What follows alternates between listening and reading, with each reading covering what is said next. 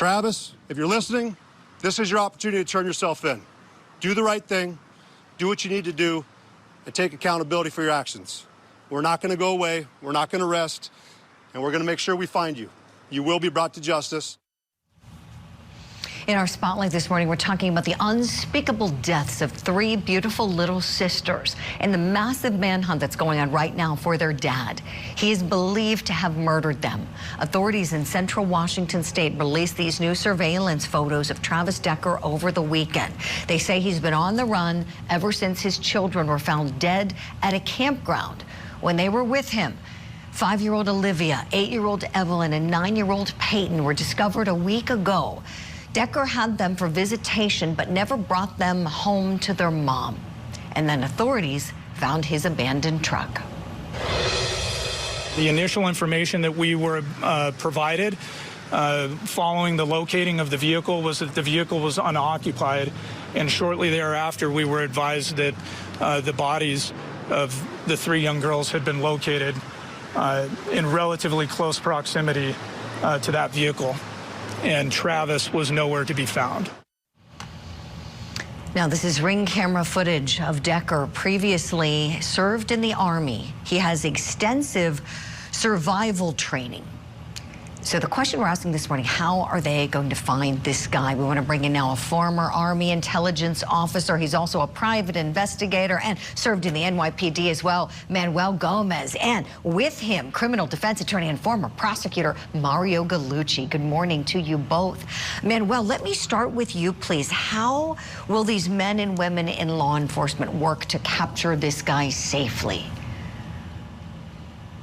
Now that the Governor Ferguson has authorized the use of Air National Guard helicopters and attack helicopters, which have thermal imaging, which can pick up his body and also pick up his heat signature at night, we have a better chance. But the problem with this case is you have a guy here who's completely combat trained. And unfortunately, he's one of my brothers. I was in the 18th Airborne, and he belonged to the 503rd Airborne Combat Team. And so we're trained identically alike. So I understand that he has a 3-day head start. A guy like this in the woods, we're required to do a minimum of 10 to 15 miles a day. That means he has a 30 to 45 mile head start. And remember, Julie, the location he was at is called the Pacific Crest Trail, which leads straight into Canada, and there's multiple access points. My belief is that he's already there. He's in the wind. Wow. Manuel, a follow-up question for you, please. Knowing how highly skilled this man is, knowing that he has survival skills, probably far beyond what the men and women in law enforcement looking for him may have, how dangerous is he to them? Extremely dangerous, because we're trained to survive, escape, and evade. And remember, a guy like this, we're trained to carry 7 items, which you can carry on your body and nobody will see, and you can survive off for a year. 1, your K-bar. 2, a piece of magnesium. 3, your poncho liner, which is camouflage. 4, 550 cord. 5, a water purification straw. And 6, a backup knife. With these 6 items, he can turn around, and with a compass, is number 7, he can stay and survive for a year without anybody finding him. This is what we're trained to do. And the police is not prepared for this. But thank God for Governor Ferguson activating the National Guard assets to hunt it down. We need to have people like me, people like the special ops guys going in there, hunting him down. That's the way you're going to catch him. Oh boy, Manuel, this is fascinating hearing you speak. Thank you for all that insight.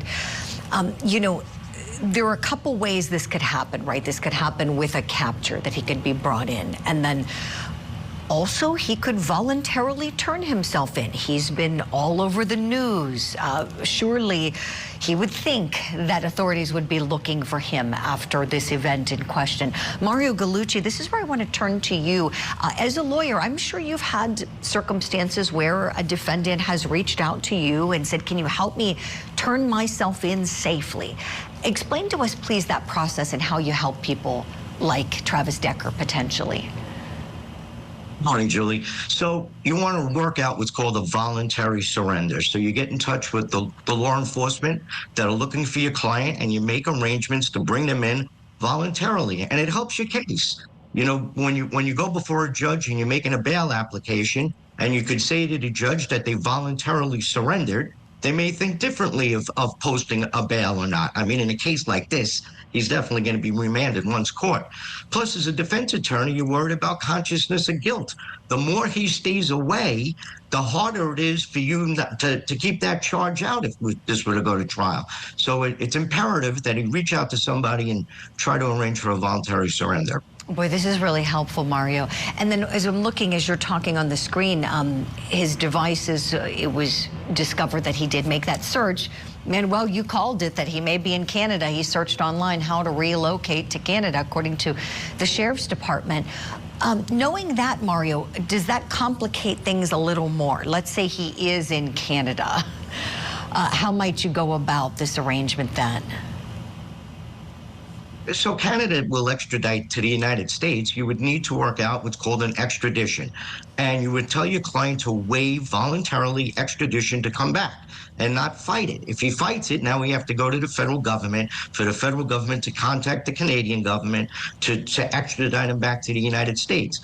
It makes it much easier on him to just waive his extradition and come voluntarily back into the jurisdiction if he is in fact Canada.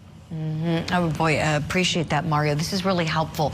Manuel, last question to you, please. We saw the Sheriff's Department warning people in the area of the state of Washington where this guy was living and near that campground to be very alert, to lock up items like, you know, sheds in the backyard, make sure your garage is locked, your front door, keep your blinds open, be very on high alert.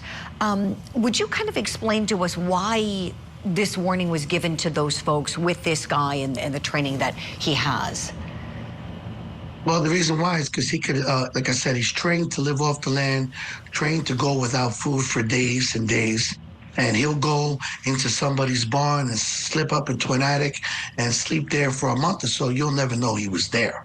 Okay. But I don't believe he's doing that. Just like Mario said, he went and researched into, like you said, to Canada, what it is to assimilate into that culture. He's following military protocol to the letter. He's trying to assimilate, he's evading, and he's escaping. And he had his plan, and he's reconned that area. And this guy, like I said, he's by the Pacific Trail. Julie, there's more than 30 entrances to get into Canada. And he picked the perfect spot because Canada right now has strained relations with the United States due to the political environment with the president. So a lot of these Canadians are not feeling Americans. So going after them full force, I don't think they're going to as much as we hope they will. And that's the problem, and that's his benefit.